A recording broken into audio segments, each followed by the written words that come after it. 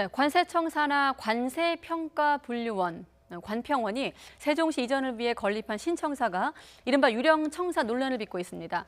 관평원 직원들의 특공 재테크 의혹도 일고 있는데 김부겸 국무총리가 관평원 내 세종시 청사 신축 관련 의혹에 대해서 엄정 조사를 지시하기도 했습니다. 나이트 포커스 오늘은 현근택 변호사, 장혜찬 시사평론가 두 분과 함께하겠습니다. 네, 안녕하십니까? 네, 안녕하세요. 네. 자, 관평원. 사실 뭐 관세청은 다 아시는데 관평원이라는 산하 기관이 좀 낯설긴 합니다.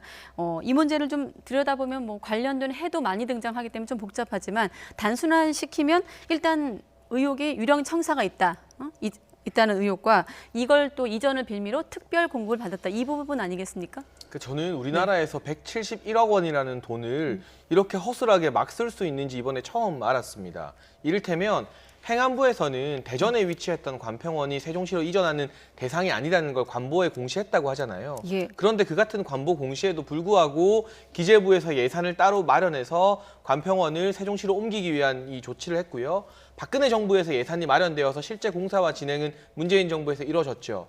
이 두 정부를 넘나드는 과정에서 네. 어떻게 단 한 기관도 관평원의 무리한 이 공사, 법적인 근거가 없는 세종시 이전을 막지 않았던 것인가? 우리 국민들이 정부의 시스템에 대해서 대단히 불신을 하게 될 것 같고 두 예. 번째로는 말씀하신 것처럼 그렇게 이 170억 원이나 들여서 관사를 지어놨는데 법적 근거가 없으니 못 쓰게 됐습니다. 텅텅 비어 있습니다. 하지만 정작 관평원 직원들은 세종시에 이전한다는 것을 빌미로 해서 직원의 60% 이상이 40명 이상 거의 10명 가까이가 공무원 특별 공급으로 세종시 아파트를 분양받았습니다. 근데 문재인 정부 들어서 세종시 아파트가 어떻게 됐죠? 서울 못지않게 뜨겁게 가격 상승이 있지 않았습니까? 최소 수억 원대의 시세 차익을 이 50명 가까운 관평원 직원들이 얻은 것으로 예상이 되는데 이게 작은 규모의 LH 사태나 다름이 없는 것 같아요. 이 과정에서 왜 관보에 고시가 됐는데 170억 들여서 공사하는 걸 막지 못했는지 그 전반 과정에 대해서 책임 있는 사람들 반드시 밝혀내야 될 것 같고요. 단순히 특별 공급으로 시세 차익 본 관평원 공무원들 한 사람 한 사람만 찾아내는 게 중요한 게 아니라 예. 이 어마어마한 시스템의 오류를 그대로 승인하고 묵인한 사람들이 있다면 분명히 꽤나 힘이 센 권력을 많이 가진 사람들일 것 같습니다. 그 사람들 찾아내는 게 훨씬 중요한 핵심이라는 생각이 듭니다. 네, 지금 평론가님께서 정권을 넘나든다고 하셨거든요. 그러다 보니 또 책임 어떤 공방이 예상이 되는 대목인데 일단 2019년에 행안부에서 감사원에 공익감사를 청구했습니다. 그때 문제점을 인지했다는 정도는 이해가 돼요? 네네. 네. 근데 아까 중요한 부분 지적하셨는데요. 저도 사실은 어떻게 이런 일이 일어날 수 있는가 싶어요. 왜 그러냐면 결국은 정부 그 세종청사라는 거는 사실은 서울이라든지 아니면 수도권에 있는 분들이 이전했을 경우에 거기 가면은 생활이 하기 불편하니까 아파트 특별 공급해 준 거거든요. 예. 근데 이게 당초에 대전에 있던 기관이에요. 대전에 있던 거를 세종시로 이전할 필요가 있었느냐? 그 자체가 의문인 거죠. 근데 그 예산도 수립되고 결국은 이제 지었는데 이전 안 됐잖아요. 네. 그럼 이거에 대한 책임을 어떻게 물을 거냐? 이게 저는 굉장히 중요하다고 봐요. 예. 지금 이제 아파트 분양받은 거 취소 문제도 있지만 왜 그러냐면 이게 사실은 책임을 묻지 않으면요. 이런 일이 또 생깁니다. 어찌 보면 자기 돈 아니까 그냥 쓰는 거거든요. 네. 근데 사실 우리나라 지금 현행법에도 보면 지방자치단체인 경우는 예산을 낭비한 경우에 뭐 주민소송이라든지 이런 걸 할 수 있게 돼 있어요. 그래서 저도 뭐 용인 경전철 주민소송 이런 걸 했는데 주민소송? 국가 단위에서는 이게 없어요. 아직 우리나라에는. 그래서 이제 국민소송제 이런 얘기가 나오는데 사실은 이런 사건에 대해서는 이 사건에 책임 있는 사람들한테 물론 뭐 수사도 할 수 있고 아니면 감사도 할 수 있겠지만 돈 물어내게 해야 되거든요. 이 170억 되는 돈 누가 책임지죠? 아무도 책임 안 질 거예요. 이 건물에 뭐 다른 기관이 입주할지 모르겠지만 네. 저는 어떤 게 이렇게 일어날 수 있을까? 지금 말씀처럼 아마 감사를 청구했는데 아마 감사원도 명확하게 어떤 법적 근거라든지 이런 게 없다 보니까 한 것 같은데요. 제가 보기에는 그런 거보다 대전에 있는 기관을 세종시로 이전하려고 왜 했는가 이렇게 많은 돈을 들여서 결국은 또 이전이 안 됐잖아요. 네. 그 과정에 또 공무원들은 아파트 특별 공급을 받았고 이런 일이 제가 보기에 상식적으로 있을 수 없는 일이라고 봅니다. 저도. 그럼 어떻습니까? 지금 보면 김부겸 총리가 이번 사안을 좀 엄정하게 다루자, 조사를 하자 이런 지시를 하면서 특별공급 취소 여부도 지시를 좀 검토하라고 지시했거든요. 네네. 그게 가능한 건가요? 그러니까 쉽지는 않은 문제인 건 맞아요. 왜냐하면 근데 사실은 아시겠지만 네. 기본적으로 이전 대상 기관이라 해야 되거든요. 세종시의 이전 대상 기관이라야만이 지금 여러 가지 혜택을 주잖아요. 예. 취득세도 면제해주고 그다음에 경쟁률도 굉장히 낮고 그다음에 분양가도 굉장히 싸거든요. 그러다 보니까 어찌 보면 다른 일반 공급은 뭐 수백 대 1 되는데 요거는 몇십 대 1 안 돼요. 경쟁률이. 네. 그러다 보니까 된 건데 기본적인 전제가 흔들렸잖아요. 네. 이전 대상 기관이 아니잖아요. 이전 대상 기관이라야만이 공급이 되는 것인데 이전 대상이 아니라면 우리가 예를 들어서 뭐 무주택 몇 년 했다든지 아니면 뭐 세자녀라든지 아니면 이런 조건이 돼서 분양을 했는데 나중에 밝혀지면 이런 거 대부분 경찰에 고발하고 수사하고 나중에 취소시키거든요. 일반 네. 국민들이 그렇게 합니다. 근데 만약에 공무원은 이전 대상 기관이 아니었는데 그냥 받았고 분양받았으니까 문제없다. 이러면 제가 보기에 국민들이 엄청 혜택을 받고 분양을 받은 건데 네. 우리 보통 국민들은 수백 대 1 뚫기도 어렵잖아요. 근데 몇십 대 1로 취득세도 면제받고 가격도 낮고 이렇게 분양받은 걸 그대로 놔둔다? 제가 보기엔 국민들이 용서 절대로 안 할 것 같습니다. 네, 지금 말씀하신 바로 그 대목. 이전 대상이 아닌데 예산 편성을 어떻게 가능했느냐, 예산 편성. 그걸 누가 책임지느냐가 핵심이 될 것 같아요. 앞으로 책임을 묻는데. 사실 김부겸 총리의 지시 소잃고 외양간 고치기죠. 물론 후속 조치도 필요합니다만 저는 이 예산을 애초에 짠 박근혜 정부의 책임도 당연히 피할 수 없는 것이고요. 네. 그리고 이 예산이 집행되는 과정에선 다 문재인 정부였습니다. 공교롭게도 김부겸 총리 행안부 장관이던 시절과 겹치는 부분이 많습니다. 잠시만요. 참고로 2016년에 해당 예산이 편성이 됐고 이 관평원 세종청사 부지 매입은 2017년 2월이고요. 김부겸 장관 취임은 또 2017년 6월이거든요. 네, 어떻게 연결이 되나요? 2017년 6월부터 예. 2019년 4월까지 행안부 장관으로 있었는데 그 임기 도중에 행안부가 이 공사의 문제점을 분명히 인지하고 있습니다. 처음으로 행안부에서 이 관평원의 상위기관인 관세청에 문제를 공식 제기한 게 2018년의 일입니다. 네. 2018년에 행안부 차원에서 아무리 봐도 이거 관보에 고지된 것과 다른 공사다. 법적으로 맞는 것 맞느냐? 이게 괜찮은 공사냐? 관세청이 질의합니다. 그런데 그 당시 관세청장 김영문 전 관세청장이 이미 공사가 50% 이상 진행되고 있다는 납득하기 어려운 논리로 이 행안부의 이 제지 요청을 무릅쓰고 공사를 진행시킵니다. 네. 결과적으로 김부겸 장관 본인이 2018년도에 총리가 행안부 장관이었으면 이 문제를 인지하지 못했던 것도 아니고 한번 행안부에서 문제 제기를 했으면 지금처럼 엄정하게 적법적인 절차인가를 따져봤어야 되는데 그 당시에 문제를 인지하고도 왜 바로잡지 않았느냐. 이 책임을 당시의 행안부 장관인 김부겸 총리에게 물을 수밖에 없고요. 제가 추측컨대 이 관세청장이 아주 문재인 정부에서 힘이 센 분입니다.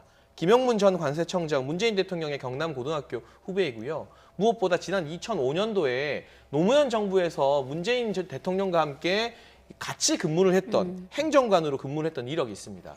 그러니까 참여정부의 민정수석실에서 문재인 대통령과 근무했던 분들이 문재인 정부의 요직이다, 실세다라고 지금 정평이 나 있지 않습니까? 그런 이력이 있어서 문재인 정부의 첫 관세청장으로 부임했기 때문에 행안부 차원에서 2018년도에 뭔가 이상한 걸 감지하고 문제 제기를 했지만 문재인 대통령의 측근이자 후배인 김영문 전 관세청장의 파워에 밀려서 이걸 그냥 흐지부지 내뒀던 것이 아닌가. 제가 흥분하니까 사투리가 나오려고 하네요. 국민 세금이 네. 이렇게 낭비됐다는 생각에. 그냥 놔뒀던 것이 아닌가. 그랬다면 김영문 전 청장도 당연히 책임을 피할 수 없는 1순위이지만 그 당시에 문제를 인지하고도 파워게임에서 밀린 것이든 대통령 후배 봐준 것이든 이유가 무엇이든 간에 제대로 절차를 진행시키고 막지 않았던 김부겸 당시 행안부 장관도 이 문제 관련해서는 국민들 앞에 할 말이 없어야 되는 게 정상이라고 생각합니다. 그러니까 평론가님도 앞서 말씀하셨다시피 뭐 평론가님의 추정이라고 표현을 하셨습니다만 일단 김부겸 총리가 2018년도에 행안부 장관 시절에 이 부분을 인지했느냐 안 했느냐에 대한 거는 김부겸 총리의 한번 입장을 또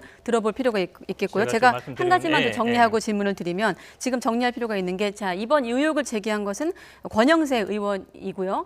권 의원은 청와대가 해명해야 된다고 비판을 하고 있습니다만 일단 예산은 2016년에 편성이 됐기 때문에 논란이 되고 있는 건 아니겠습니까? 그렇죠. 지금 말씀처럼 이제 예산 편성하고 부지 매입하고 2017년에 한 거죠. 예. 예산 편성 2016년에 한 거고.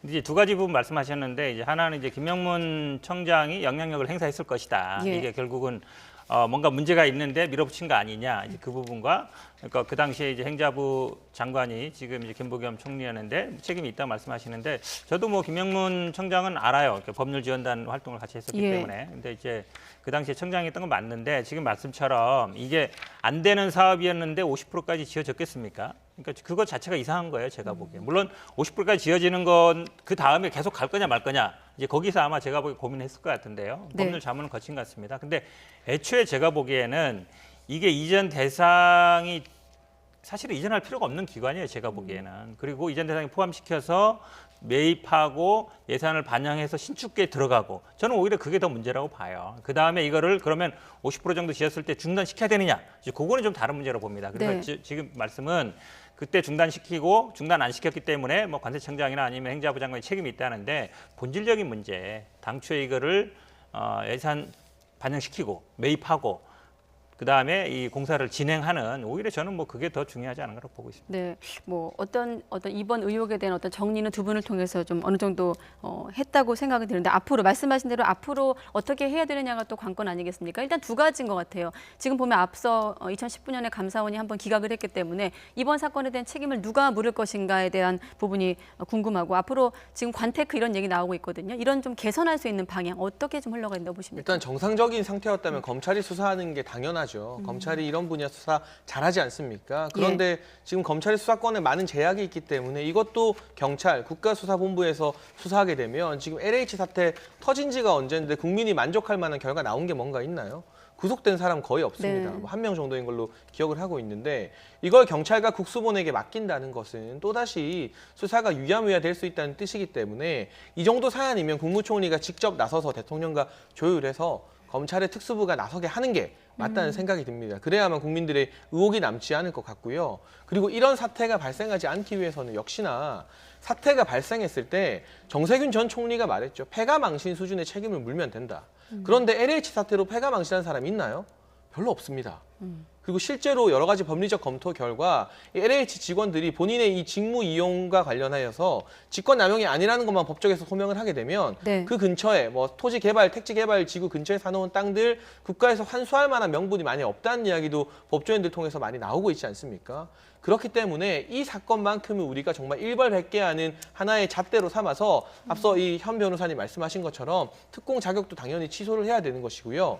관평원 공무원들은 뭐 위에서 이걸 추진하니까 그랬다 쳐도 네. 그 당시 관평원의 임원들이나 원장 또 관세청장 제가 아까 말했던 문재인 대통령의 고등학교 후배인 김영문 전 청장 등에 대해서는 도대체 어떤 경로로 행안부에서 한번 지적이 들어왔음에도 불구하고 이 공사를 무리하게 밀어붙인 것인지 네. 책임 소재를 분명히 따져서 고위공직자들이 이 사건으로 구속되는 정도의 그런 결과물은 가져와야 나머지 공무원들이나 고위공직자들도 네. 비슷한 일을 벌이지 않을 것 같습니다. 지금 보면 어느 때보다 뭐 다 모두가 인지하고 있습니다. 부동산 시장에 예민한 시기이기 때문에 그렇죠. 지금 보면 이 아파트들이 분양가 대비 두세 배가 올랐다고 하고 또 심지어 세종시 이전 공무원이란 이유로 취득세까지 감면 혜택을 받았다고 그렇죠. 하기 때문에 더욱더 그 두 가지 말씀하신 것처럼요. 공사를 이게 찌푸려집니다. 어떻게 해서 공사가 이루어졌는가 이걸 따져봐야 되는데 네. 그거는 제가 보기에 형사 사건화되기 쉽지 않을 거예요. 왜냐하면 공무원들이 뭐 예산을 반영하고 뭐 착공을 하고 매입할 때 뭐 근거를 남기지 않지는 않거든요. 근거가 있으니까 했을 건데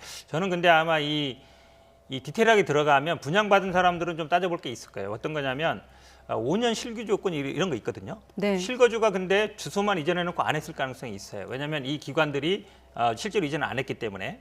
그다음에 예를 들어서 무주택자라든지 아니면 몇 년 내에 팔아야 되는 게 있거든요. 이제 그런 것들이 안 지켜질 가능성들이 있어서 전매 제한도 있고 그런 건 좀 꼼꼼하게 따져볼 필요가 있고 저는 아마 근데 이 기관을 이전하기로 결정하고 매입하고 공사한 것 같은 경우에는 제가 보기에는 아마 수사로 하기는 쉽지 않다. 정책 결정 과정의 오류 부분이거든요. 근데 네. 이거를 그럼 수사 안 한다고 해서 그럼 가만둘 거냐? 그것도 아니에요. 근데 또 감사원이 한번 기각했는데 또 감사원을 맡길 수 있느냐? 네. 이런 부분이 있어서 제가 보기에는 아마 이 부분은 좀 어떻게 접근해야 될지 아마 좀 고민이 있을 것 같습니다. 네, 알겠습니다. 어쨌든 어떤 접근 방법이건 철퇴를 내려야 한다는 두 분의 공감대까지 듣고 다음 주제로 넘어가 보도록 하겠습니다.